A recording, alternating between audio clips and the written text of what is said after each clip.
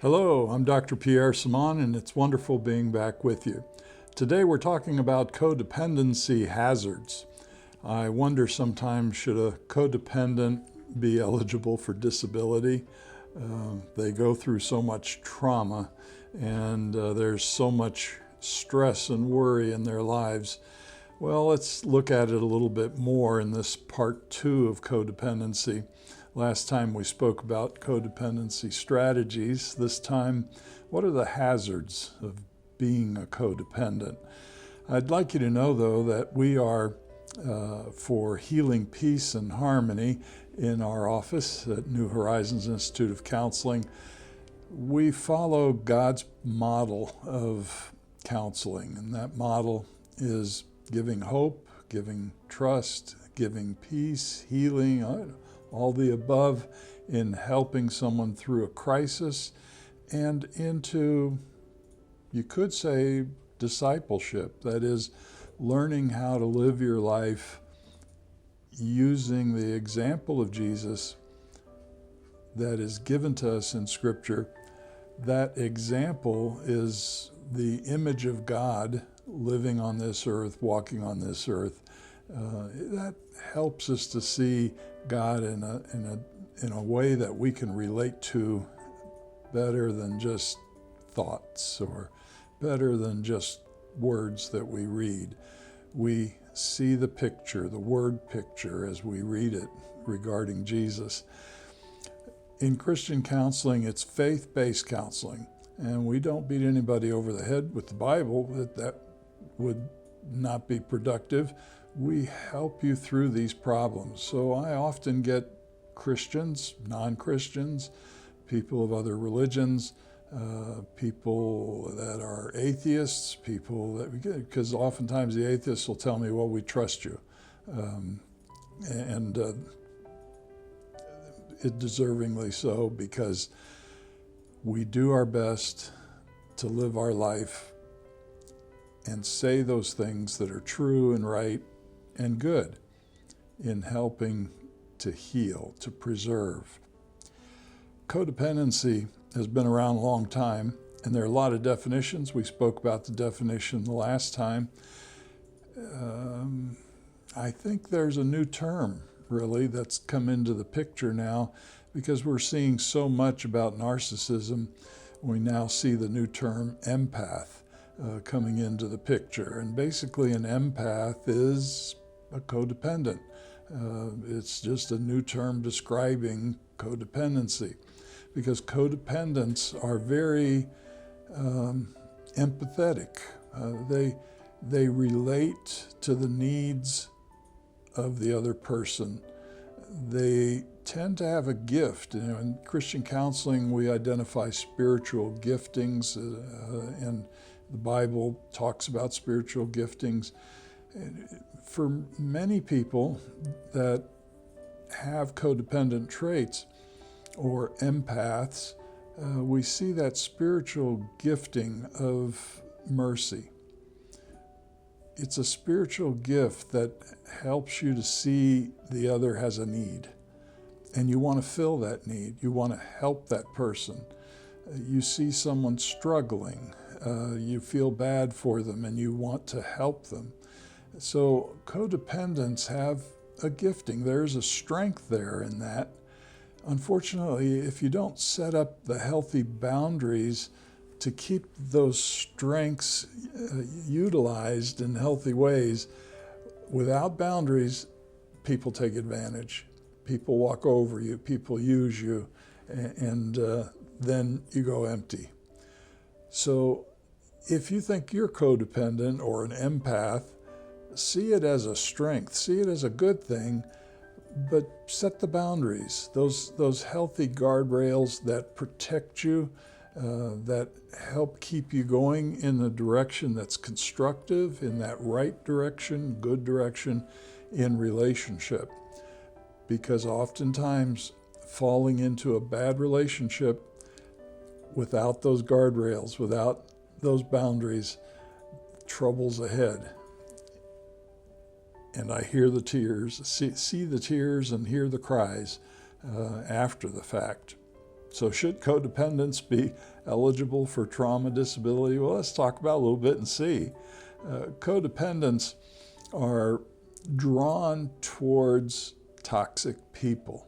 You don't think of that. I don't think, oh, I'm drawn towards a toxic person to be a friend of that person.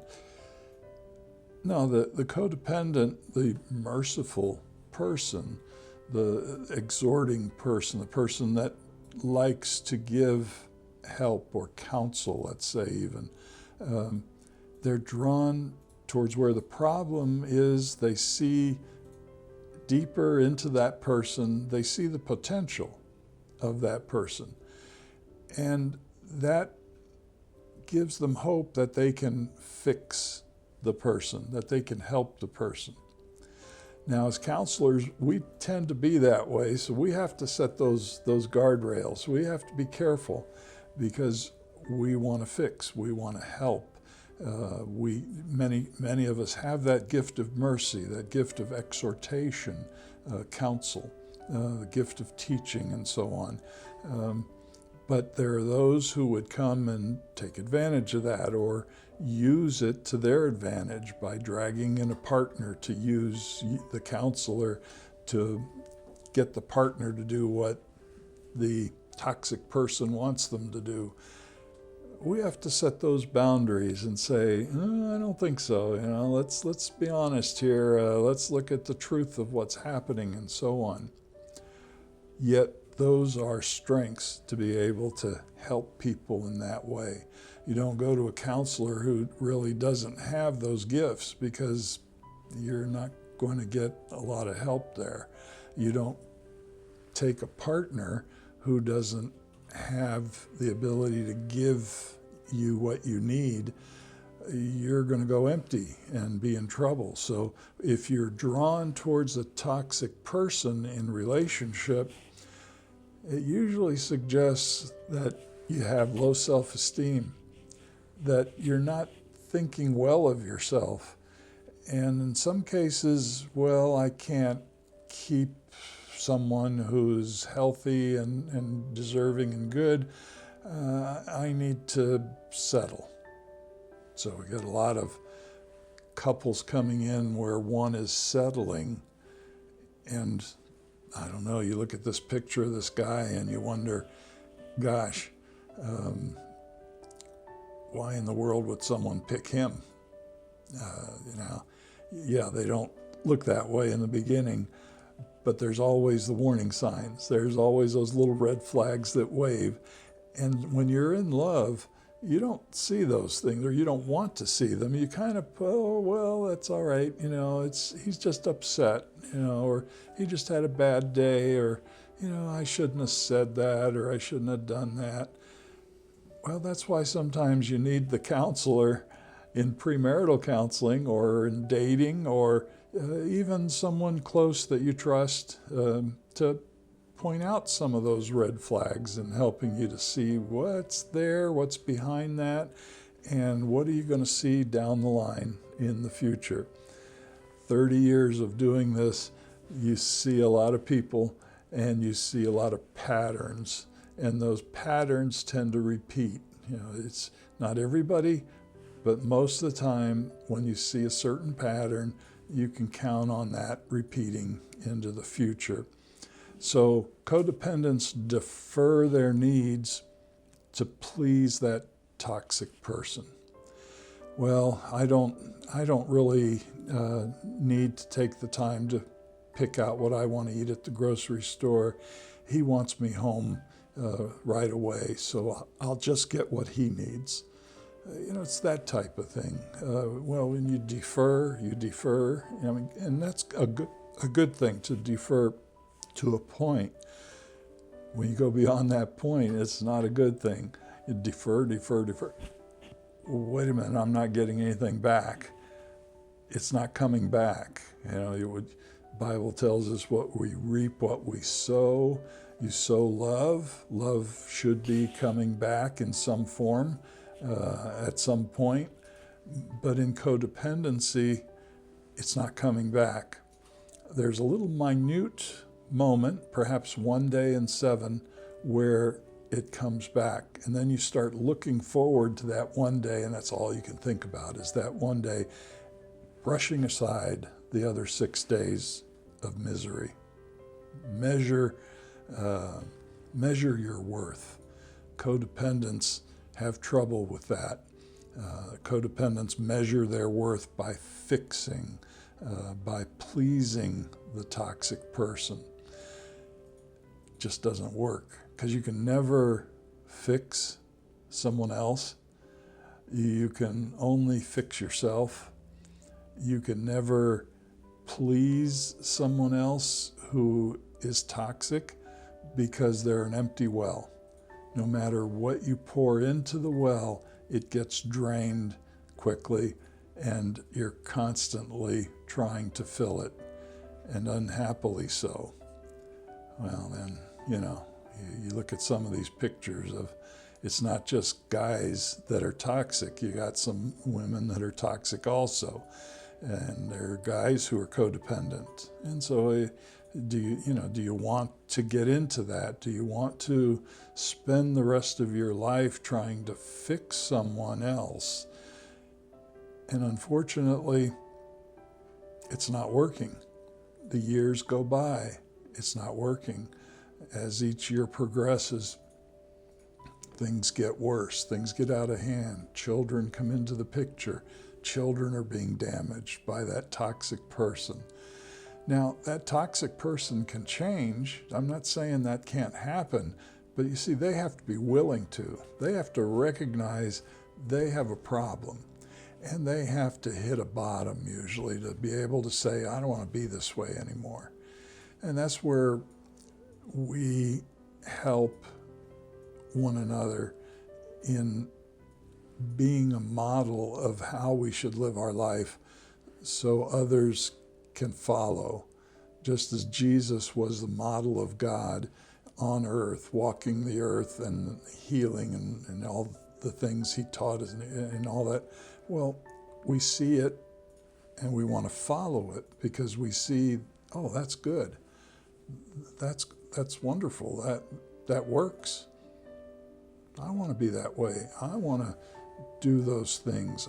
I want to have that peace. I want to be able to reach that other side and know that everything's going to be okay. If that toxic person doesn't see that, you're modeling that, and doesn't hear those words, they're just going to continue being toxic.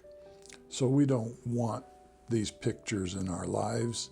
We want certainly those individuals who have the potential for healing, for change, to change.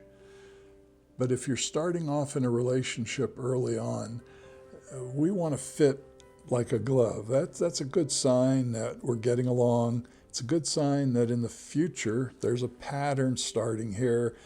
We're seeing that pattern has a likelihood of continuing in the future. But if there's conflict in the dating, if there's angst going on, if there's disagreements occurring more often than they should, and we can have disagreements in relationship, but we talk about them, we work them out. If that's not possible, then you're not fitting. And if you're not fitting, why do you think you're going to fit after marriage? Studies show that this gets 11 times worse after marriage. It doesn't get better. And those studies have been repeated over and over again. But if you're like this, if the warning signs aren't there and it appears that way that to others as well, a lot of times your friends will tell you, well, okay, that looks good. And yeah, there's going to be more stress after marriage, kids and all that, but you're going to be able to work it out because you got a better chance. You started off on the right foot. With this, you're not starting off on the right foot.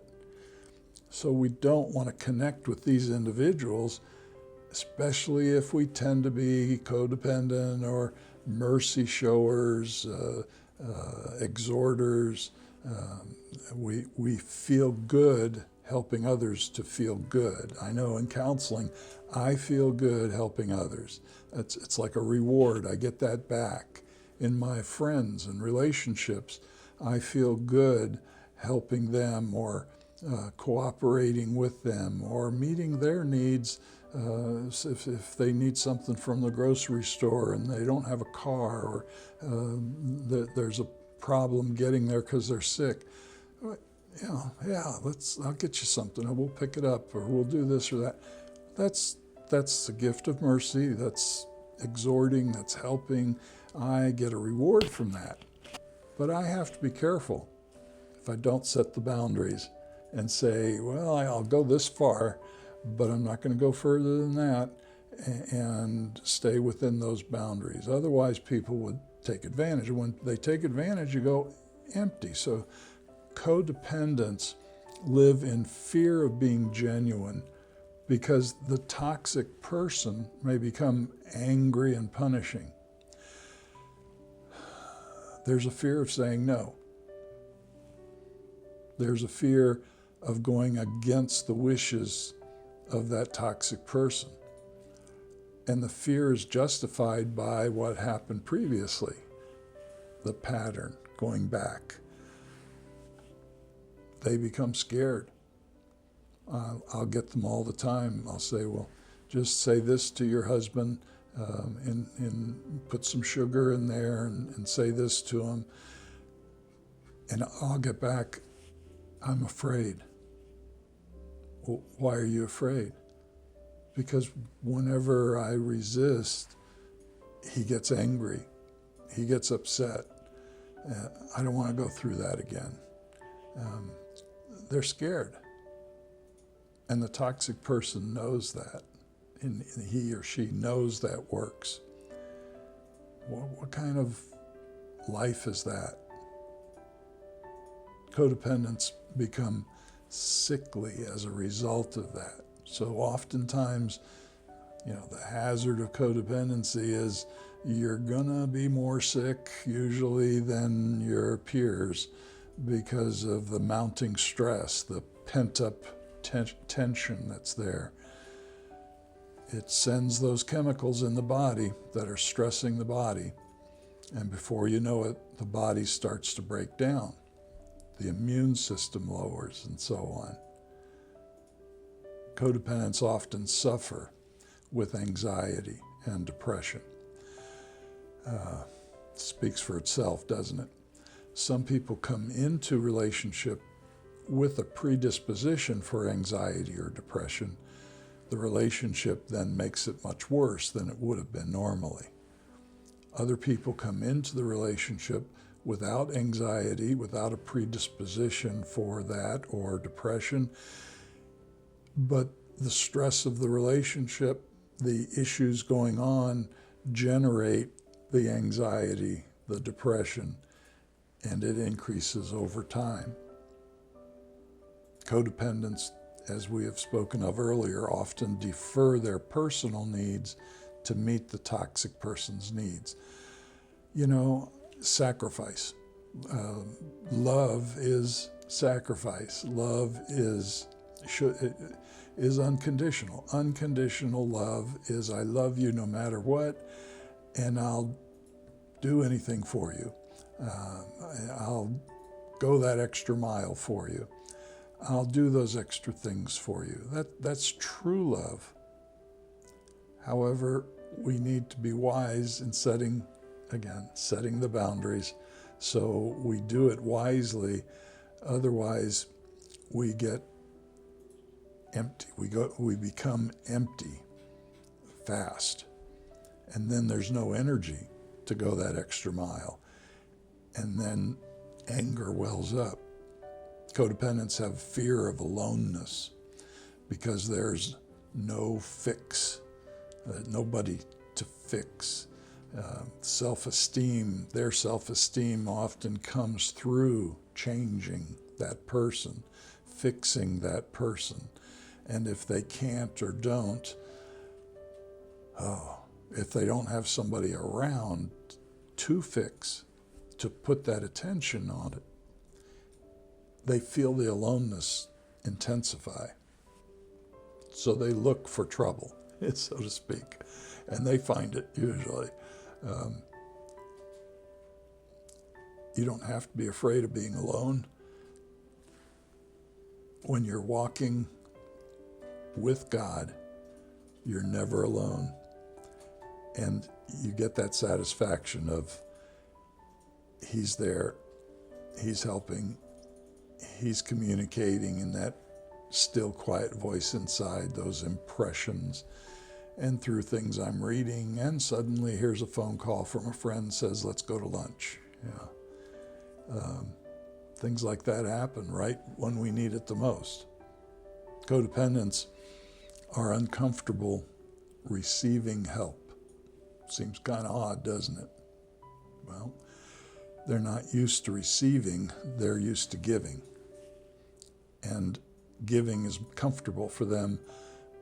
And remember, if that low self-esteem is there, they're not worthy of someone giving to them. They're not valued. They don't value themselves enough to receive. Well, you know, you deserve that more than I do. Why don't you keep it? Now, I have to be careful of that myself in counseling. We do counseling through donations. We don't charge a fee. Sometimes I can see someone is, not earning a lot of income, if at all anything, and they want to give something, and I might say, that's all right, because I feel for them, and I realize they're struggling in that area. But then I'll get some who'll say, oh no, I have to give you something because it's right, and it's worth it, and whatever they might say, okay, yeah. But if I were to say that to everybody, I wouldn't have an office. I would have to close the doors. I wouldn't be there to help all the ones that I help. We have to set the healthy boundaries in one way or another. So codependents are uncomfortable receiving help from others, and oftentimes I'll offer advice or suggestion to a codependent, and lo and behold, they'll do the opposite. They tend to do that because they don't receive that advice. They're not worthy of it, or they think, well, the fear may come into the picture. If I do that, then he's going to get mad or she's going to get mad, and they do the opposite. And so I've learned over the years how to communicate to codependents and helping them through their crisis, their situation.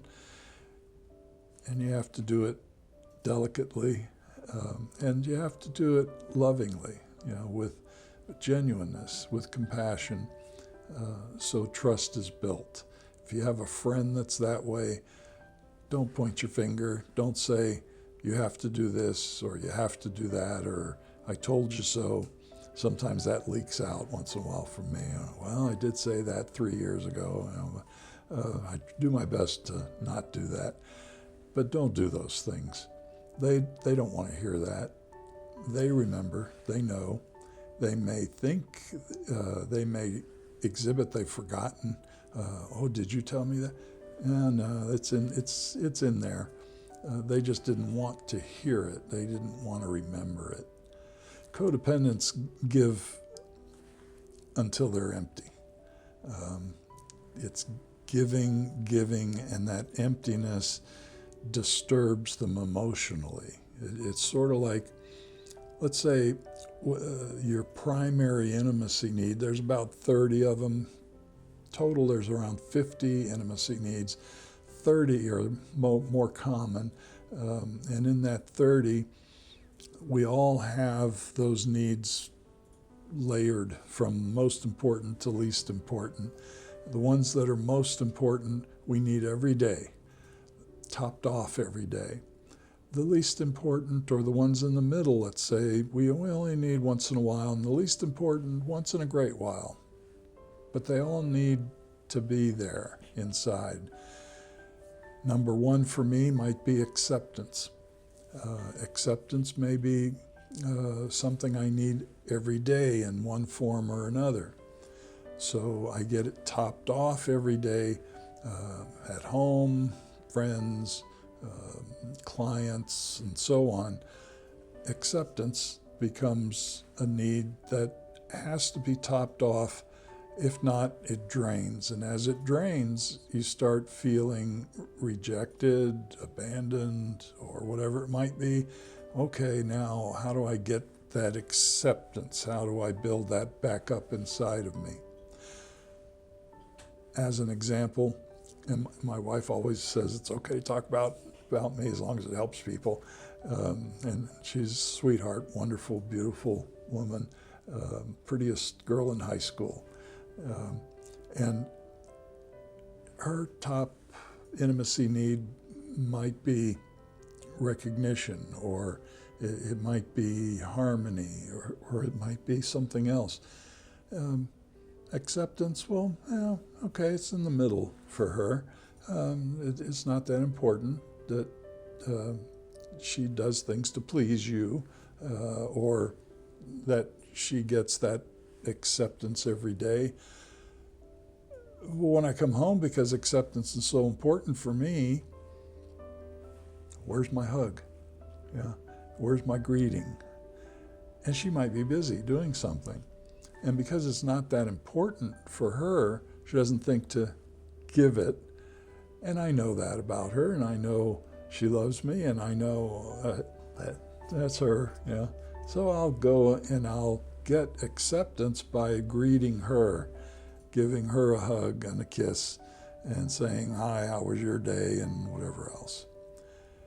Sometimes you have to ask for those needs to get met, those intimacy needs.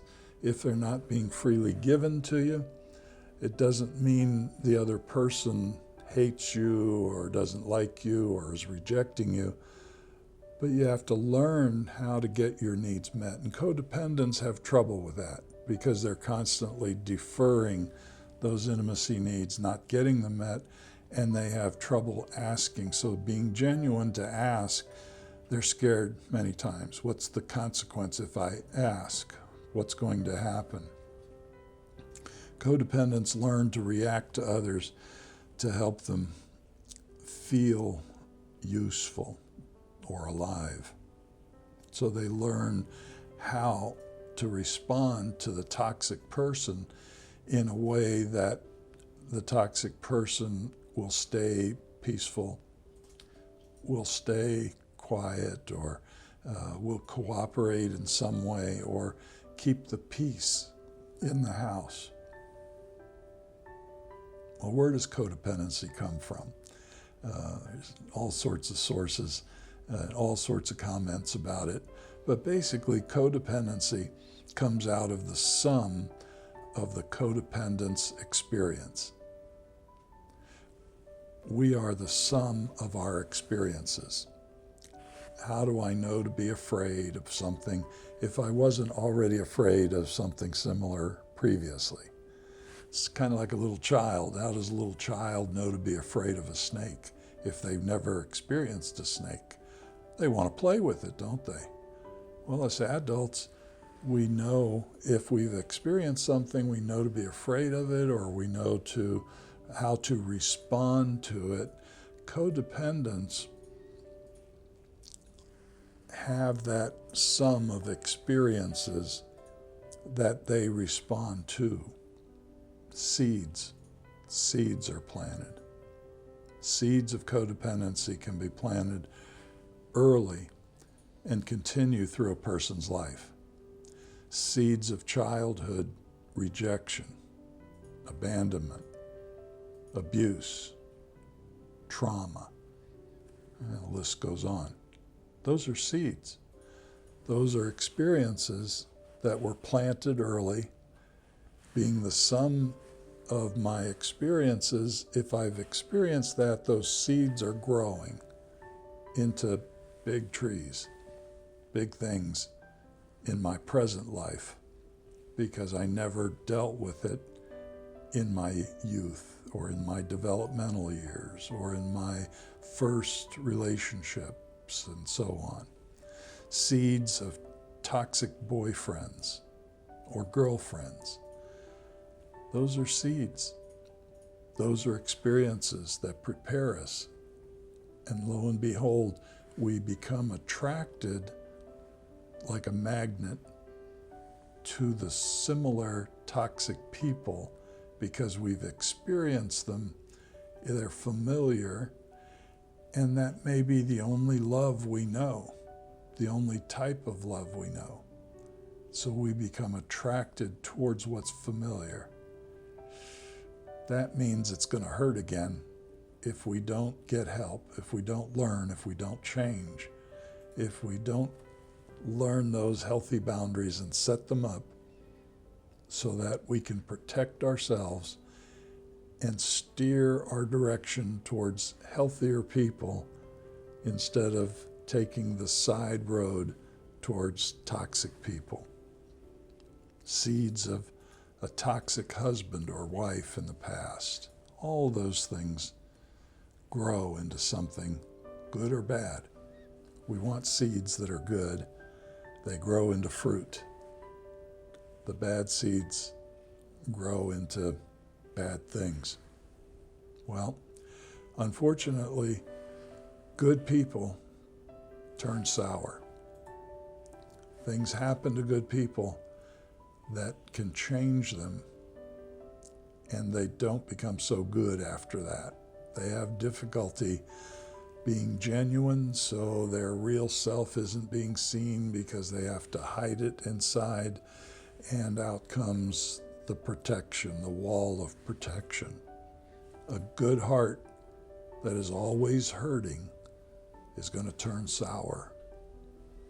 Loyal and true in the worst relationships, codependents do their best to please, to be right, to do right, but when what comes back to them is abuse, is rejection, abandonment, and whatever else, trauma, ouch. And that kind of makes for, why am I this way? Why should I keep being this way? So codependents feel good having a team environment. They feel good working with their partner, their husband, their children, being part of a team. That's a blessing to them because they want to add to the team. They want to add to the goodness. Codependents make great employees because they make the leader look good. They make the team look good. But when those burdens of the toxic person, the toxic boss, the toxic husband, or even the toxic children, when the codependent carries those burdens on their shoulders, it's like a backpack full of rocks. Each rock weighs something heavier than the previous rock. Before you know it, they got a load, and they don't feel good. They don't feel like being part of the team anymore. You know, when someone is codependent to more of an extreme, they want to be led, but they feel forced into leading. And that creates unhappiness inside.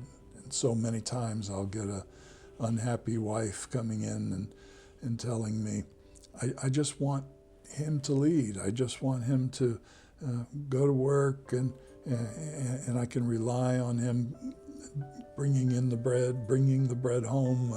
I can rely on him fixing this or being there when I'm not feeling well. I just want to be taken care of, but I can't. I have to take care of him. I have to do everything. And they can do it, but it hurts them to do it. And they feel all the more empty as a result of it. Codependents will erupt in anger when intimacy needs remain empty over time. So they don't start off angry. They're better people than the toxic person. But over time, rejection, the chipping away at their patience, the chipping away at their goodness, and so on, suddenly, boom, eruptions start occurring. Codependents can become co-addicted. Co-addicted is a term that we used previously in talking about sex addiction, but it's also used in alcoholism and drug addiction, where the partner becomes co-addicted because they can't fix the toxic person, so they join them to save the illusion of a relationship. Because when you're in a toxic relationship, there is no relationship. It's an illusion of relationship. See, a relationship is what you give comes back. It's two ways. And in a codependent relationship, the toxic person, the abusive person, the drug addict, the alcoholic, whatever they might be, has trouble giving back. Only if it's to their advantage they're going to give back. If they've gone too far, they'll give a little more, but then they stop because it's not to their advantage giving. They're takers, and that's what makes them toxic. And as a result, the person, the codependent, throws up, I can't take this anymore. Nothing's working. I might as well just drink and drug just like he does or she does. At least he'll be happy. At least we'll get along. At least it'll keep the relationship going. But it's not a relationship. It's the fantasy of the relationship. And before you know it, the co-addict, the codependent becomes a co-addict and ends up perhaps more damaged than the toxic person because it's not built into them to be that way. Well, what are the empowering truths about all this? In faith-based counseling, we look at Scripture and we see thousands of years ago Scripture that teaches things, and we see, oh, that works. If we practice this, that works. These things have been proven to work. All of these promises have all come true. If we do this, then this will happen, and so on. Well, in Jesus Christ, Messiah, I will not be in fear or distress when I trust in God's strength and His timing in helping me. That trust needs to be built up. So you need to learn about God. As you learn about God, all the things that have come true regarding God, why didn't they teach me this when I was a kid? Or why didn't they teach me this in Sunday school or at school and all that? All these things have come true. If you live this way, better things are going to happen. It's not a guarantee, but by living a certain way, life is better. I know my love of God will compel me to fulfill His reason for my life. It works. I'll be able to do right in times of trouble when I think right as often as I can. I won't be anxious or worrisome when appealing to God in prayer, because in my prayers I have trust that He's hearing me and that He's going to respond one way or another. Today, tomorrow, when the timing is right, I get the confirmation of what I'm talking with Him about or asking Him about. And He opens those doors. It's hard to explain. It just happens. Everybody doesn't get healed when they pray for healing. but some do. Many times, many do. How do we explain that? How do we explain the examples of the past with Jesus and the disciples and all the recorded history from historians who saw it, experienced it, and wrote it down for the rest of us to read about it? In Revelation chapter 3, verse 8, this is what it tells us. And I believe this is speaking to you if you're codependent, or to someone else that you may know that you could pass it along to. But it's as if this is for the codependent. In Revelations 3, verse 8, it says, I know your choices. Recognize that I've opened before you a door for your healing, which no one can shut. I know you're exhausted, but you have not given up. You have lived in harmony with my methods and have not rejected my character of love. Do right, be right, model that for the toxic person. If it's going to work, that toxic person is going to change. If it's not going to work, keep doing the best you can, and God's going to open another door or close a door. It always seems to happen that way, sometimes quicker than you think. I hope this was helpful for you today. If you got something out of this, please subscribe or like, push the like button. We appreciate that. We'll talk to you again. Bye.